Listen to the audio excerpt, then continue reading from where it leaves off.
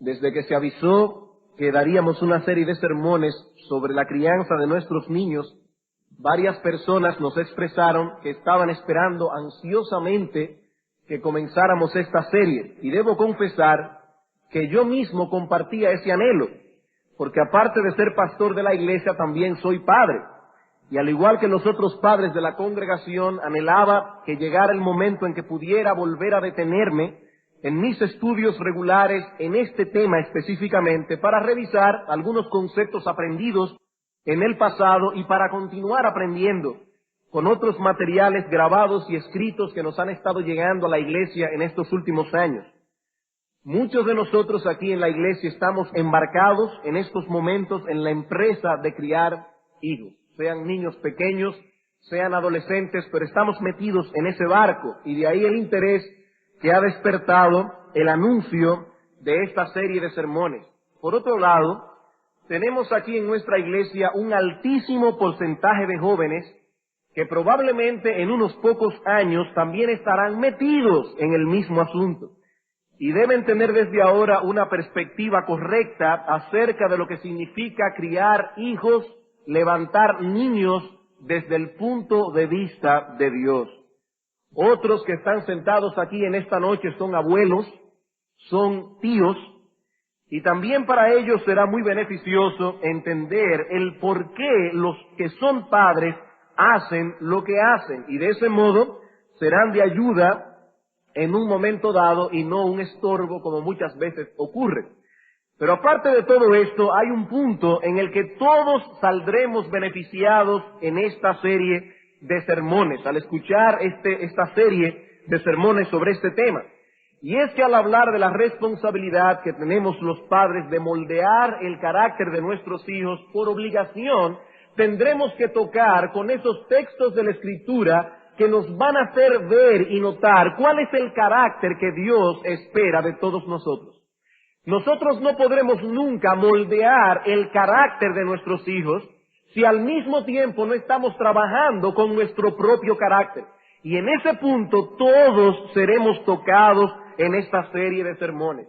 Así que aunque usted no sea padre, ni tampoco planee serlo en un futuro cercano, y aunque usted no sea abuelo ni tío de nadie, a pesar de todo eso usted es un ser humano. Y como ser humano será altamente beneficioso que se exponga a las enseñanzas que comenzaremos a dar a partir de esta noche acerca de cómo debemos moldear el carácter de nuestros hijos. Por otro lado, debo hacer una advertencia aquí. Hermanos, yo no vengo aquí delante de ustedes como un experto en educación infantil, porque no soy un experto en educación infantil. Yo vengo aquí esta noche más bien como un pastor. Así que no es mi propósito traspasar a ustedes mis elucubraciones ni descubrimientos personales. Tampoco vengo aquí a hablarle de mis experiencias como padre, sino más bien como un siervo de Dios y como un cristiano que al igual que ustedes necesita escuchar la voz de Dios con respecto a estas cosas. Y como comentaba uno de nuestros pastores en nuestro culto de oración pasado, debemos tomar en cuenta que muchas iglesias se destruyen precisamente en la segunda y en la tercera generación. Nuestra iglesia es una iglesia de primera generación y esperamos que Dios nos conceda la luz necesaria para que podamos construir ahora el fundamento que permitirá que Iglesia Bíblica del Señor Jesucristo continúe por muchos años brillando con la luz de la gloria de Dios hasta que nuestro Señor vuelva. Pero hermanos, para que esto sea posible, los padres debemos tomar muy en serio la tarea que Dios ha puesto sobre nuestros hombros de moldear el carácter de nuestros niños.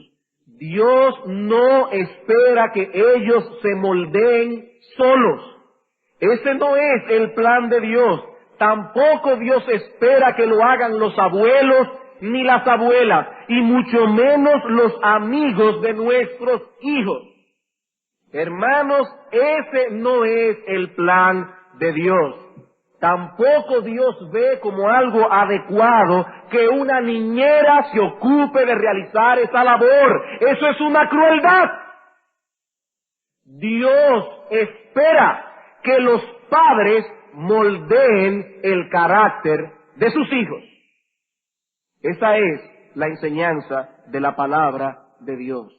Dios ha dicho claramente en su palabra: padres, no provoquéis a ira a vuestros hijos, sino criadlos en la disciplina y amonestación del Señor.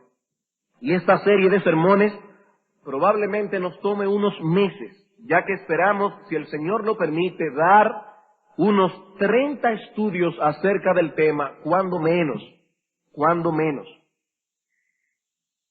Como dije al principio, estaremos usando varios trabajos grabados y escritos, aunque debo dar un crédito especial a una serie de sermones que el pastor Greg Nichols predicó unos años atrás en la Iglesia Bautista de Trinity, así como también a un libro escrito en el siglo pasado por John C. Abbott, titulado La Madre en el Hogar. Y para las hermanas y hermanos, porque aunque el libro fue enfocado hacia las madres, pienso que puede ser beneficioso para todos. Para los hermanos de la iglesia que pueden leer en inglés, yo les recomiendo de todo corazón que utilicen esa capacidad que Dios les ha dado, porque ese libro es inigualable. Ese libro es una joya. Y básicamente el material que estaremos tratando en estas noches va a ser extraído de esos sermones del pastor Greg Nichols, de ese libro de John Abbott acerca de la madre en el hogar. Y antes de pasar a considerar directamente la tarea en sí que tenemos de moldear el carácter de nuestros hijos, hay 3 presuposiciones básicas que debemos establecer. 3 presuposiciones básicas que estaremos estableciendo en los primeros 3 o 4 sermones. En primer lugar, que la Biblia enseña que nuestros hijos necesitan desesperadamente ser moldeados por nosotros. Esa es la primera presuposición. Dios ha hecho al hombre una criatura muy dependiente de sus padres. Nuestros hijos necesitan comida, ropa, abrigo, amor, atención, educación, etcétera. Pero así como necesitan todas esas cosas, la primera presuposición que vamos a establecer aquí es que también necesitan desesperadamente ser moldeados por nosotros. En segundo lugar, veremos, si el Señor lo permite, el próximo domingo, que es nuestra responsabilidad personal como padres moldear el carácter de nuestros hijos, que esa es nuestra responsabilidad. Y cuando hablamos de padres, nos referimos al padre varón y a la madre también. Y en tercer lugar, veremos la enorme importancia que tiene nuestro ejemplo en el cumplimiento de ese deber. Así que podemos resumir esas 3 presuposiciones básicas en 3 palabras claves: necesidad, deber, ejemplo. Nuestros hijos necesitan ser moldeados, nosotros tenemos ese deber, y en el desempeño de ese deber, nuestro ejemplo es importantísimo. Así que, hermanos, lo primero que vamos a hacer en estos 3 o 4 sermones es echar el cimiento, y luego podremos entonces construir el edificio. Comencemos pues con nuestra primera presuposición. Nuestros hijos necesitan desesperadamente, urgentemente, ser moldeados por nosotros como padres. Y para probar este principio, esta presuposición, vamos en esta noche a dar 3 razones bíblicas. ¿Por qué razón nuestros hijos necesitan urgentemente, desesperadamente, que nosotros los padres moldeemos su carácter? ¿Por qué? Por 3 razones. En primer lugar, por la realidad del pecado que mora en el interior de cada uno. En primer lugar, por la realidad del pecado que mora en el interior de cada uno. Proverbios capítulo 22, versículo 15. Proverbios capítulo 22, versículo 15. Siempre que hablemos de la crianza de nuestros hijos, por obligación tendremos que tocar ese texto. Dice el proverbista: la necedad está ligada, amarrada, atada, entremezclada en el corazón del muchacho, mas la vara de la corrección la alejará de él. Nuestro texto contiene 2 partes, una negativa y la otra positiva. La negativa tiene que ver con la realidad del pecado que mora en nuestro interior. ¿Qué nos dice Salomón? Que la necedad está ligada al corazón del muchacho. La parte positiva tiene que ver con la efectividad de la corrección paterna, mas la vara de la corrección la alejará de él. La negativa la veremos ahora, en el primer punto. La segunda será nuestro segundo punto. Hermanos, ¿por qué necesitan nuestros hijos desesperadamente que nos ocupemos en moldear el carácter de ellos? Por la realidad del pecado que mora en nosotros. Nuestros hijos no son papeles en blanco que están esperando ser dañados por ese horrible y pecaminoso mundo que está fuera de las puertas de nuestros hogares. Eso no es verdad. Nuestros hijos no son papeles en blanco. Ellos vinieron de fábrica con la necedad ligada en el corazón. Por ello Agustín decía en sus confesiones, él está tratando de confesar todos sus pecados, y entonces él va al tiempo cuando él estaba en los brazos de su madre, cuando era un bebito. Y dice él, ¿quién me recordará el pecado de mi infancia? Porque nadie está limpio de pecado ante vuestros ojos, ni siquiera el niño de un solo día de nacido sobre la tierra. Y comentando luego algunas manifestaciones de rabia y envidia que vemos en los niños pequeños, Agustín diserta sobre la supuesta inocencia del niño y dice lo siguiente: así que el niño es inocente, sí, pero solo en la endeblez de sus miembros infantiles, pero no en su ánimo infantil. ¿Qué está diciendo San Agustín? Agustín de Hipona, que nuestros hijos son inocentes solamente en el sentido de lo débil que son sus miembros infantiles, pero no en su ánimo infantil. Y en estos días estuve escuchando lo que decía un psicólogo norteamericano que no es creyente. Él decía, si le damos a un niño de 1 o 2 años la fuerza de un hombre de 30, sería un asesino psicópata. Hermanos, cuando ustedes ven un bebito rabiando porque usted no le quiso dar algo, si ese bebito tuviera la fuerza de un hombre de 30 años, lo golpearía. Lo golpearía, y eso es lo que Agustín está diciendo, y eso es lo que nuestro texto dice. La necedad está ligada, amarrada, atada al corazón del muchacho. Esa resistencia que vemos en el niño a obedecer, esa ira que manifiesta cuando no se cumple su voluntad, hermanos, no son niñerías. La Biblia le llama necedad. Entendiendo, claro está, que en la mentalidad de un hebreo, la palabra necedad señalaba esa propensión al mal que hay en el corazón de todo hombre. Hay una propensión al mal que viene de fábrica ligada en el corazón de todo hombre. Nuestra naturaleza está corrompida por causa de la caída del primer hombre y de la primera mujer. ¿Cuánto trabajo nos da enseñarle a nuestros hijos buenos modales? Pero que solo salga a la calle y escuche una mala palabra y usted verá cómo lo aprende de inmediato. ¿Cuánto trabajo nos da que nuestros niños no mientan? Que nuestros niños obedezcan la orden del padre, y nos preguntamos, ¿quién enseñó a ese bebé a mentir? Nadie le enseñó al bebé a mentir. La necedad vino ligada a su corazón. La corrupción de nuestra naturaleza caída.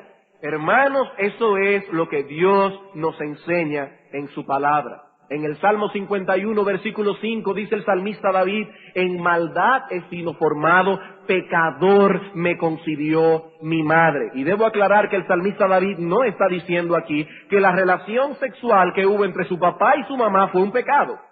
Porque eso es sagrado, eso es santo a los ojos de Dios. El sexo no es pecaminoso siempre y cuando se mantenga en el marco del matrimonio. No es pecaminoso, y allí tenemos Cantar de los Cantares para demostrarlo. Pero David está diciendo, mi madre me concibió pecador. Cuando estaba en los brazos de mi madre, yo era un impío, dice David. Y en el Salmo 58, versículo 3, dice el mismo David, se apartaron los impíos desde la matriz. Desde la matriz. Y como veíamos esta mañana en Efesios capítulo 2, el apóstol Pablo dice, somos por naturaleza hijos de ira, lo mismo que los demás. No nacemos justificados, no nacemos inocentes, nacemos hijos de ira, lo mismo que los demás. Así que hermanos, nuestros hijos no tienen que salir de la casa para aprender el mal.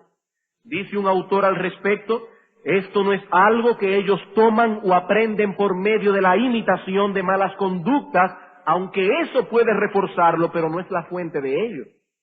La mala conducta de los amiguitos de nuestros hijos van a reforzar su maldad, pero no es la fuente de su maldad. No es la fuente de su maldad. Hermanos, nuestros niños vinieron originalmente con esa propensión al mal. Al principio se manifestará a través de pecados infantiles, pero ese principio de maldad que lleva a un niño pequeño a empujar el compañerito de juego que le ha quitado un juguete, es el mismo principio de maldad que lleva al adulto de 30 años a disparar un revólver. Es el mismo principio de maldad, solo que más maduro.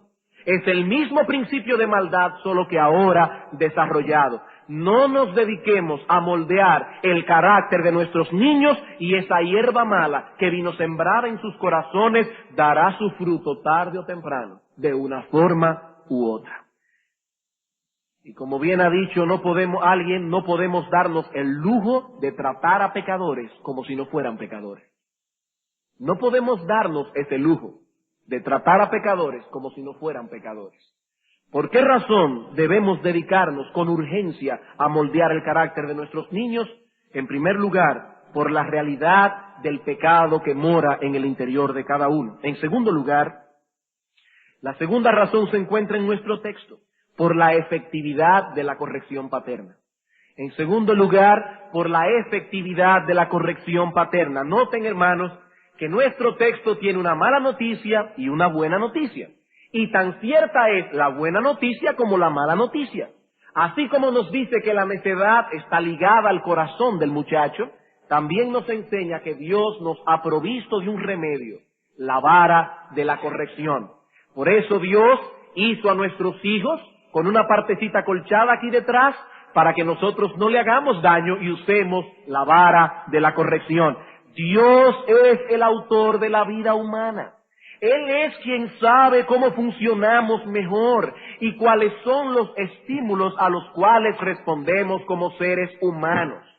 Los psicólogos de hoy nos dicen que la vara de la corrección no es necesaria, que eso causa frustración al niño. Y debo decir, hermanos, que la psicología tiene apenas 100 años y que andan dando tumbos desde hace 100 años para acá. Pero ellos nos dicen, hoy no se le puede pegar a un niño, eso es una crueldad. Solo una bestia humana puede pegar una pela a un niño. Pero hermanos, Dios es el creador de la vida. Él creó a los mismos psicólogos. Y Dios, ese Dios que creó todas las cosas, dice en su palabra que la vara de la corrección alejará la necedad del muchacho.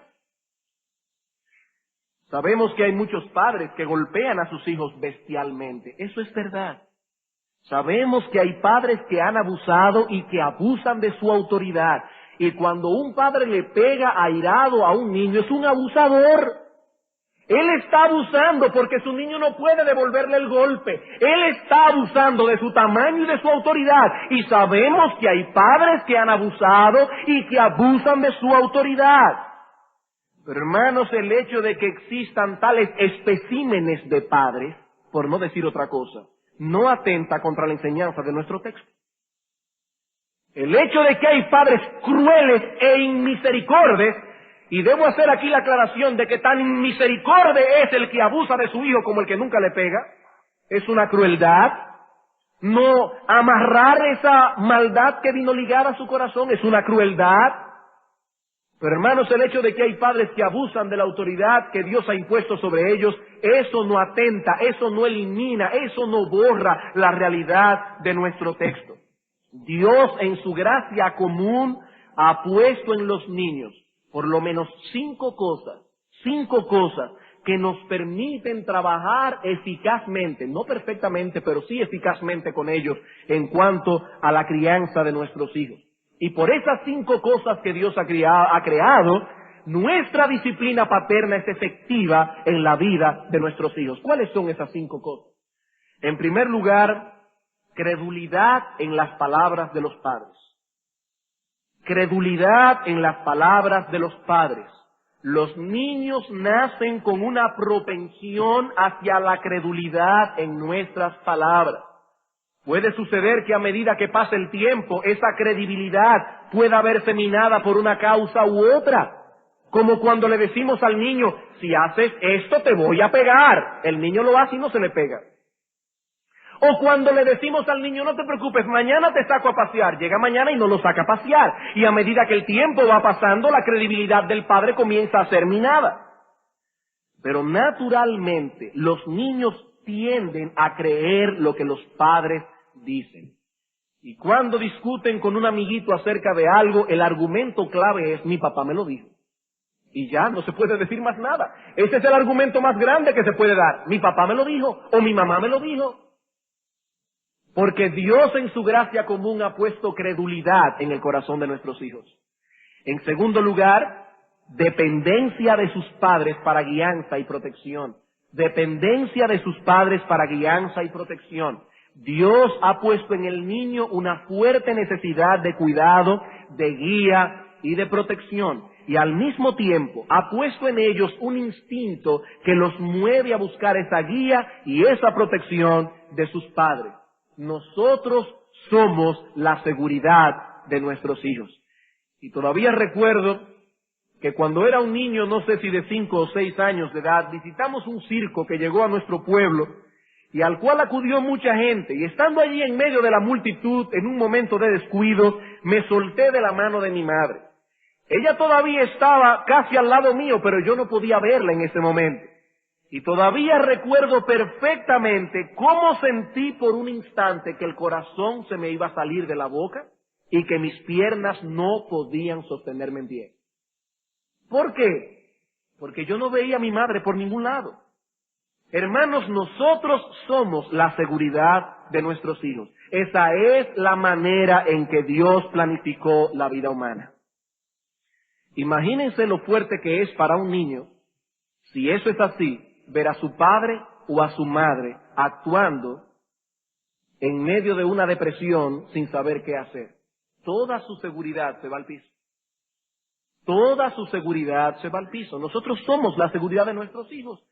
Y esa es la manera en que Dios planificó la vida humana. Ellos están esperando nuestra dirección, nuestra guía. Por eso busque a un niño que no tiene dirección clara en su hogar y en unos años encontrará un hombre inseguro.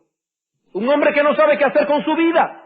Un hombre inseguro. ¿Por qué? Porque en su casa no le pusieron límites claros. No le levantaron claramente cuáles son las paredes entre las cuales él podía moverse. Nuestros niños necesitan guianza y protección. En tercer lugar, Dios también ha puesto en su gracia común deseo de complacer a los padres. Dios ha puesto en los niños, en su gracia común, deseo de complacer a los padres. A ellos les encanta que les digamos que lo han hecho bien. Les gusta ver cómo sonreímos con aprobación cuando hicieron aquello que nosotros le mandamos hacer. En cuarto lugar, Dios también ha puesto en ellos interés de reciprocar el amor que les damos. Interés de reciprocar el amor que les damos. Cuando sonreímos a nuestros niños, ellos tienden a sonreírnos de vuelta. Aun cuando son tan pequeñitos que no saben hablar. Ellos no saben hablar, pero saben sonreír. Y ellos captan nuestra sonrisa como un gesto de amor. Y cuando nos sonríen de vuelta, lo que están haciendo es reciprocar ese gesto de amor que hemos tenido con ellos. Y cuando aprenden a hablar y nosotros como padres tomamos a nuestros hijos, le damos un abrazo y le decimos, te amo, generalmente los niños responden, yo te amo también. ¿Por qué? Porque Dios ha puesto en nuestros niños un interés de reciprocar nuestro amor. Hay una tendencia innata en ellos. Es posible que esa tendencia también sea minada con el paso de los años. Y por eso algunos padres no ven que sus hijos les devuelven el amor que ahora les manifiestan. Pero eso no elimina la realidad de lo que estamos diciendo. Los niños naturalmente están interesados en reciprocar el amor de sus padres. Y en quinto lugar, hay en ellos una marcada tendencia a imitarlos. Eso es algo que Dios en su gracia común ha puesto en los niños. Una marcada tendencia a imitarnos. Y debo decir aquí que esto es para bien o para mal. Esto es para bien o para mal. Los niños imitan a sus padres. Por eso dice el apóstol Pablo en Efesios capítulo 5, versículo 1, Vosotros pues, como hijos amados, sed imitadores de Dios. Si sois hijos de Dios, debéis imitar a Dios. Ellos imitan nuestros buenos y malos hábitos. Ellos imitan los gestos que tenemos, la forma de hacer las cosas. ¿Recuerdan ustedes, hermanos, aquella historia de esa señora que cada vez que iba a poner la carne en el sartén le cortaba las dos puntas? Y el hijo le pregunta, pero mami, ¿por qué cada vez que vas a poner la carne en el sartén le cortas las 2 puntas? Dice, bueno, porque yo siempre vi a mi madre hacerlo de esa manera. El niño va donde la abuela y le dice, abuelita, ¿por qué tú cortas las 2 puntas de la carne antes de meterla en el sartén? Y dice, bueno, yo siempre veía a mi madre hacerlo de ese modo. Va donde la bisabuela que todavía está viva. Bisabuela, ¿por qué es que tú le cortabas las 2 puntas a los pedazos de carne? Dice, porque no me cabía en el sartén. Pero a medida que el tiempo fue pasando, la madre y la hija siguieron haciendo lo mismo, porque nosotros aprendemos por imitación. Aprendemos los buenos y malos hábitos de nuestros padres. Hablamos como ellos, caminamos como ellos, nos paramos como ellos. Inconscientemente los imitamos. Y lo que es más dramático aún, nosotros tendemos a imitar la idiosincrasia de nuestros padres. Tendemos a imitar, vamos a ponerlo en plural, las idiosincrasias de nuestros padres. Si un niño crece en un hogar donde las cosas de Dios son obviamente tomadas en serio, él también las tomará en serio. Pero si crece en un hogar donde sus padres solo hablan del trabajo, de lo que desean tener, de lo que desean comprar, escuchan cómo la madre se frustra porque no tiene esto, porque no tiene aquello, rara vez ven a la madre o al padre con un libro en la mano, solo entonteciéndose en la televisión, los escuchan cómo critican a las personas fuera y dentro de la iglesia, rara vez escuchan a los padres alabar a Dios, expresar sus agradecimientos por las bendiciones recibidas. Hermanos, si ese es el ambiente en el que crece un niño, ese es el estilo de vida que ese niño imitará. Él está captando silenciosamente, cuáles son las cosas que realmente tienen valor a los ojos de sus padres, y ese es el camino que seguirán. Ellos están imitando la idiosincrasia de su padre, que solamente piensa en hacer dinero, en hacer dinero, en hacer dinero, y la madre solo en comprar, en comprar, en comprar. Y esa es la idiosincrasia que el niño está aprendiendo. Hermanos, nosotros podemos dedicarnos a trabajar con nuestros niños, a criarlos en la disciplina y amonestación del Señor, porque Dios, en su gracia común, ha puesto 5 elementos esenciales en el corazón de nuestros hijos. Primero, ellos creen lo que ustedes le dicen. Segundo, ellos dependen de ustedes para guianza y protección. Tercero, ellos desean agradarles. Cuarto, ellos tienden a reciprocar vuestro amor. Y quinto, hay en ellos una tendencia innata a imitarnos.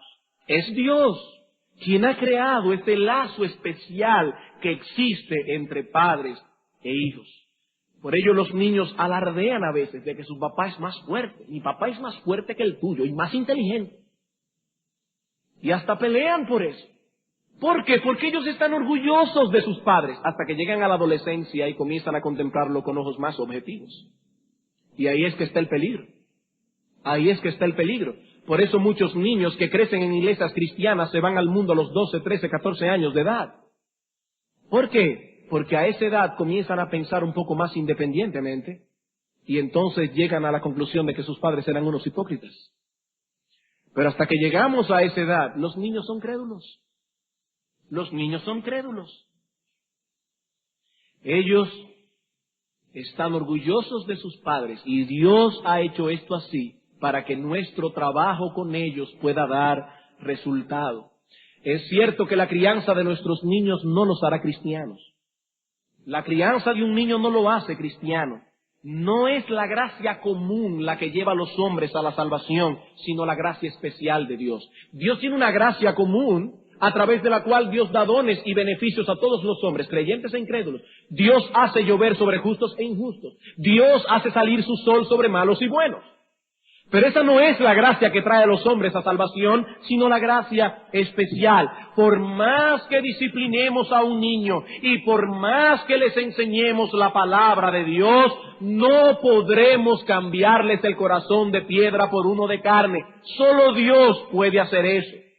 Pero Dios usará esta disciplina primero para frenar la maldad que hay en su corazón. Y eso es bueno. Y en segundo lugar, Dios puede usar esa disciplina en su gracia especial para traerlos a Cristo y hacer un uso poderoso de ellos para la gloria de Dios. ¿Y cuántos hermanos están aquí hoy, en esta iglesia, redimidos por la sangre de Cristo, pero que lamentan el que sus padres no hayan sido más consistentes controlando sus pasiones y sus hábitos pecaminosos? ¿Cuántos están aquí en esta noche que se lamentan por qué mis padres no fueron más consistentes? Hoy son cristianos, es verdad, pero ¿cuánto problema tienen para ejercer el dominio propio, para ser disciplinados en su vida de piedad? Sus padres nunca pusieron un freno a su holgazanería, estudiaban cuando querían, se levantaban de la cama cuando querían. Dios nunca le puso un freno a su mucho dormir, a las horas que pasaron frente a un televisor. ¿Y qué tenemos hoy? ¿Qué tenemos hoy? A un creyente que tiene que vencer muchos obstáculos para tener una vida disciplinada de piedad. A un creyente con muy mal hábito de lectura y con muchos hábitos pecaminosos que vencer. Eso es lo que tenemos. Eso no los justifica de ningún modo. No estamos aquí justificando eso. Los deberes escriturales son para todo creyente, no importa la crianza que haya recibido. Cuando Dios dice que debemos ser disciplinados en la vida de piedad, debemos ser disciplinados en la vida de piedad, aunque nuestros padres no nos hayan educado para eso. Pero lo que estamos diciendo aquí, hermanos, es que es indudable que la crianza de nuestros padres tiene una fuerte incidencia en nuestras vidas, fuerte y determinante. Aunque debo aquí hacer una nota pastoral, hermanos, yo no digo esto para que nos sintamos molestos y amargados con los padres que Dios nos ha dado. Dios es soberano y Él nos dio a nuestros padres. Y por otro lado, hermanos, nuestros padres no eran cristianos, no los juzguemos duramente. Ellos no sabían lo que estaban haciendo. Ellos no tenían la luz que nosotros tenemos, pero hermanos, nosotros sí tenemos esa luz. Ellos no tenían cierta justificación, excusa, pero nosotros no tenemos justificación, no tenemos excusa. Y hermanos, por amor a vuestros hijos, no esperen para comenzar a moldear el carácter de ellos, porque mientras más tarde comiencen, más dura será la arcilla para poder darle forma. Más dura será, más difícil será. ¿Por qué debemos dedicarnos a moldear el carácter de nuestros hijos? En primer lugar, por la realidad del pecado que mora en cada uno. En segundo lugar, por la efectividad de la corrección paterna. En tercero y último lugar, por los trágicos resultados que vendrán si descuidamos ese deber. En tercer lugar, por los trágicos resultados que vendrán si descuidamos ese deber. Proverbios capítulo 29, versículo 15. Proverbios capítulo 29, versículo 15. Salomón una vez más dice aquí, la vara y la corrección dan sabiduría, mas el muchacho consentido avergonzará a su madre.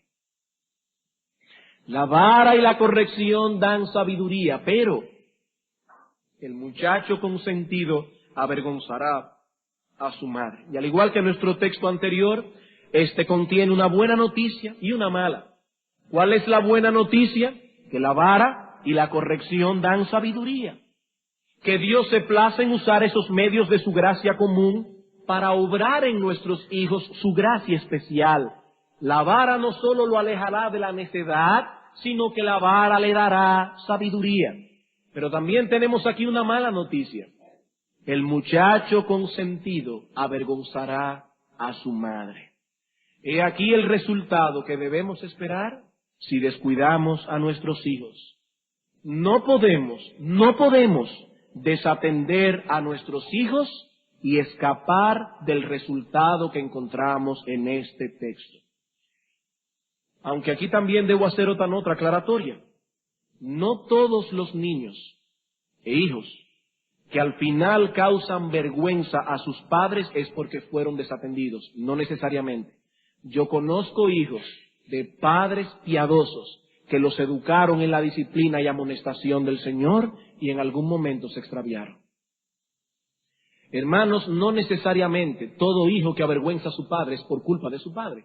El texto no está diciendo eso. Aquí no está diciendo que todo hijo que avergüenza a su padre es porque él lo desatendió. Lo que aquí está diciendo es que todo el que lo desatiende causará su vergüenza. Eso es lo que está diciendo el texto. Desatender a nuestros hijos traerá sus consecuencias. ¿Cuál es la consecuencia? Seremos avergonzados. Nuestros hijos tienen maldad en sus corazones y si los desatendemos esa maldad crecerá y nosotros seremos avergonzados. ¿Cuándo? Cuando veamos manifestarse la rudeza de nuestros hijos, su egoísmo, su falta de dominio propio, ese bebito muy tierno, algún día crecerá y será un niño rudo y rebelde que no puede estar tranquilo en ningún sitio. Y por más que usted diga que su hijo es hiperactivo, la gente se sentirá molesta en el supermercado, en la consulta del dentista, en la casa de su amigo. Se sentirá molesta porque su hijo es un incontrolable, no hiperactivo. ¿Y sabe qué pasará, hermano, hermana? Te sentirás avergonzado de tu hijo porque no lo puedes controlar. Porque es un incontrolable, es lo que el texto está diciendo. El muchacho consentido causará vergüenza a sus padres. Y dice John Abbott algo que me puso a temblar en su libro. Él decía a los creyentes, vuestra felicidad futura está en las manos de vuestros hijos. Ellos podrán ensombrecer todas tus expectativas, amargar todas tus alegrías y hacerte tan miserable que tu única esperanza de alivio sea la muerte. Hermanos, aquí no estamos hablando de una tontería. Aquí no estamos hablando de una tontería. Esos que están hoy en la victoria por ser unos narcotraficantes, esas que están ahora mismo en las calles ejerciendo la prostitución, también tuvieron padres. Y fueron bebitos inocentes, fueron niños pequeños en las manos de sus padres. Y eso es lo que Abbott está diciendo. El muchacho consentido avergonzará a su padre. Hermanos, muchas personas evaden este deber de moldear el carácter de sus hijos, diciendo que no tienen tiempo. No tienen tiempo, ellos no tienen tiempo. ¿Y saben lo triste del asunto? Es verdad que no tienen tiempo.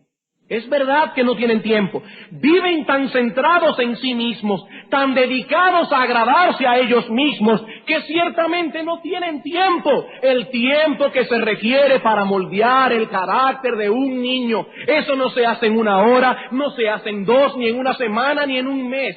Eso requiere de tiempo. Y si la madre lo que prefiere es tomar su carro en las mañanas y salir a hacer todas las diligencias que pueda, o a visitar a papi o a mami, o a hacer cualquier otra cosa que pueda sacarla de la casa, claro que no tiene tiempo. Claro, pero no importa, ella tiene un servicio maravilloso. Un servicio tan maravilloso que ella no sería capaz de darle a esa mujer la llave donde guarda sus joyas y sus brillantes, pero pone en sus manos el alma de su hijo. El alma de su hijo, claro, no le daría la llave del armario donde guarda sus joyas. Y claro, no solamente están las niñeras, para eso también están los abuelos, para dejarle a los niños todos los fines de semana e irme a andar con mi marido, porque yo también tengo que disfrutar de la vida. Hermano y hermana, Dios te ha dado un vientre para fecundar a un niño y después de nacido tienes que criarlo. Y eso requiere de tiempo. Moldear el carácter de un niño no se hace en un día, ni en 2, ni en un año, ni en 10. Eso es una labor que requiere de esfuerzo, es una labor que requiere mortificar el maldito egoísmo que tenemos en el corazón. Aquí no estamos jugando, hermanos. Aquí no estamos jugando, aquí estamos hablando de algo serio. ¿Y qué pasa con el padre? El padre tampoco tiene tiempo. Él tampoco tiene tiempo, él está dedicado a cosas más importantes. ¿Y cuáles son esas cosas más importantes? Hacer dinero y hacerme de un nombre. hacer dinero y hacerme de un nombre para que la gente diga, oh sí, yo conozco a fulanito de tal, él es amigo de mucha gente influyente de aquí.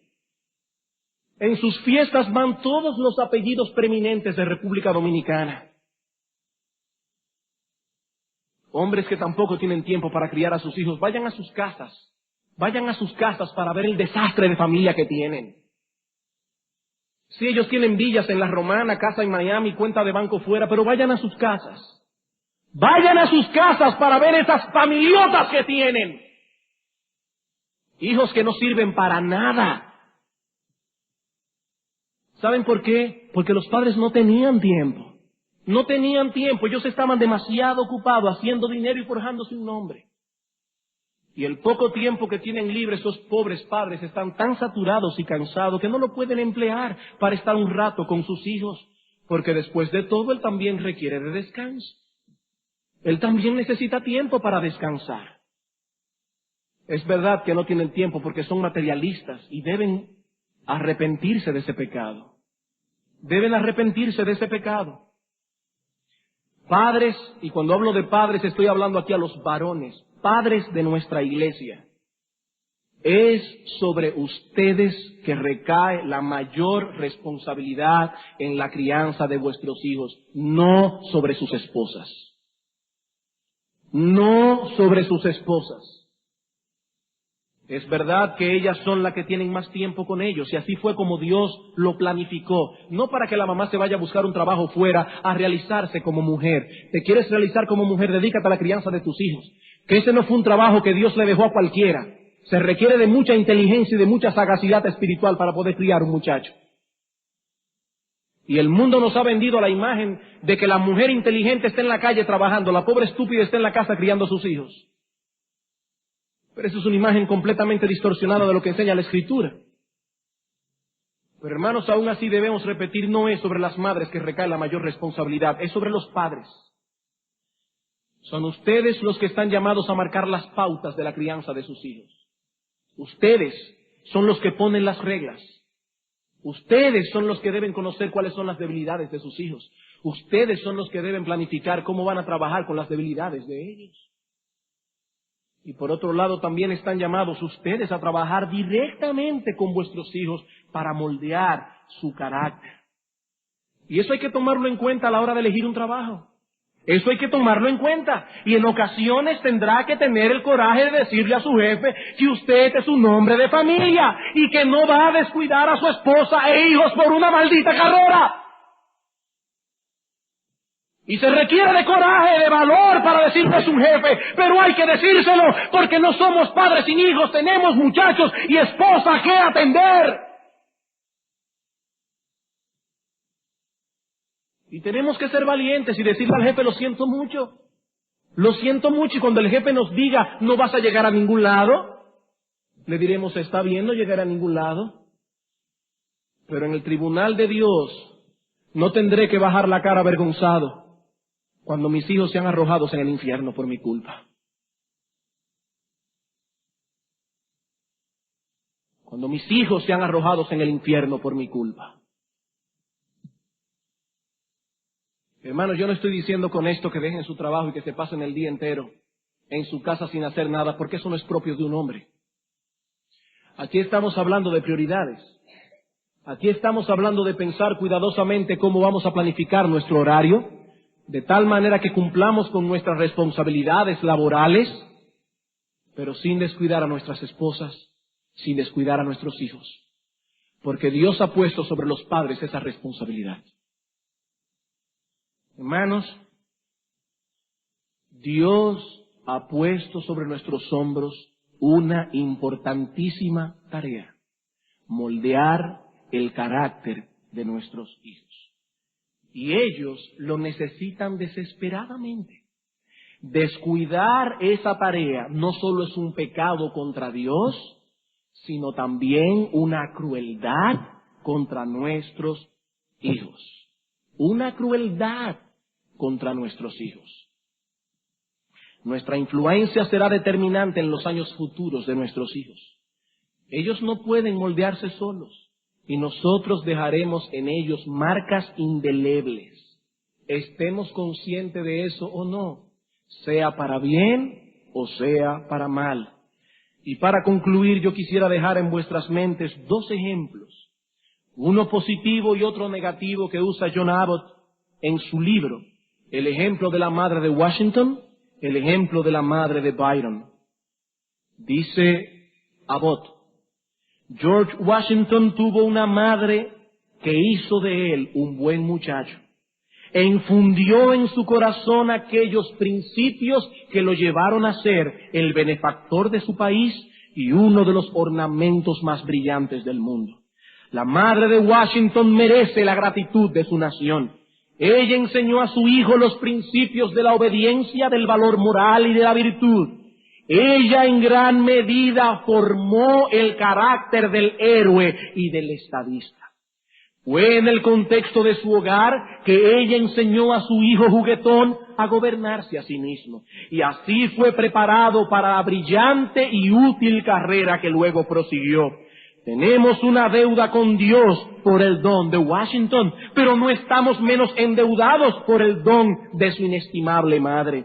Si hubiese sido una madre débil, indulgente e infiel, las energías desenfrenadas de Washington posiblemente le habrían elevado al trono de un tirano o a la desobediencia juvenil. Probablemente habrían preparado el camino para una vida de crimen y un sepulcro deshonroso. Y hoy estaríamos hablando de Washington como de un perverso. Pero ese hombre tuvo una madre dedicada y fiel, que forjó en el corazón de ese muchacho lo que llegó a ser. Pero tenemos también el ejemplo negativo de Byron, un poeta inglés, autor de obras atormentadas, impetuosas, violentas, como la fue también su propio carácter y su propia vida. Este hombre murió en 1824, es decir, 25 años después de la muerte de Washington y 9 años antes de que se publicara en Inglaterra el libro de John Abbott. Por eso, para los lectores de este hombre, el ejemplo de Byron estaba muy fresco en sus mentes. Dice Abbott, hablando de Byron: Byron tuvo una madre que era exactamente lo opuesto a la señora Washington, y ese carácter de la madre fue transferido al hijo. Así que no nos debemos maravillar de su carácter ni de su conducta, porque lo vemos como la consecuencia casi necesaria de la educación que recibió y de las escenas presenciadas en el salón de su madre. Por un tiempo la madre le permitía desobedecer sin castigo, mientras que en otras ocasiones, en un estallido de ira, saltaba sobre él para golpearlo. ¿Y qué imagen más familiar para nosotros? La madre y el padre que durante un tiempo dejan a sus hijos hacer lo que les dé la gana porque no los están molestando, pero en un momento dado el padre está molesto por alguna razón, salta sobre el hijo y lo golpea. ¿Qué le están enseñando a sus hijos con eso? Dice este señor: de ese modo, ella le enseñó a desafiar toda autoridad divina y humana. Eso fue lo que Byron aprendió de su madre. No porque ella se lo quiso enseñar, pero indirectamente se lo enseñó. Ella le enseñó a entregarse sin restricción al pecado, a entregarse a sí mismo al poder de sus pasiones locas. Ella le enseñó a entregarse a ese mar de libertinaje y de maldad en cuyas olas Byron fue echado toda su vida. Si los crímenes, oigan esto, hermanos, si los crímenes del poeta merecen la execración, es decir, el aborrecimiento del mundo, el mundo no puede olvidar que fue su madre que fomentó en el corazón juvenil de su hijo aquellas pasiones que hicieron de su hijo una maldición para sus contemporáneos. La madre de Washington, la madre de Byron. Hermanos, ¿qué nosotros queremos lograr con nuestros hijos? ¿Qué nosotros queremos lograr con nuestros hijos? Porque cualquier cosa que querramos lograr, que no sea que ellos sean unos depravados perversos, requiere de esfuerzo de parte nuestra. Hermanos, que Dios nos ayude a tomar en serio las advertencias que hemos escuchado esta noche. ¿Saben por qué? Porque nuestros hijos, la iglesia y el mundo necesitan desesperadamente que nosotros lo tomemos en serio. ¿Por qué nuestros hijos necesitan desesperadamente que nos ocupemos de criarlos en la disciplina y amonestación del Señor? Primero, por la maldad que mora en sus corazones. Segundo, por la efectividad de la corrección paterna. Tercero, por las trágicas consecuencias que nos vendrán si descuidamos esa labor. Seremos avergonzados. Hermanos, que Dios nos ayude. Que Dios abra nuestro entendimiento y ponga un peso en nuestros corazones para trabajar bíblicamente con nuestros hijos.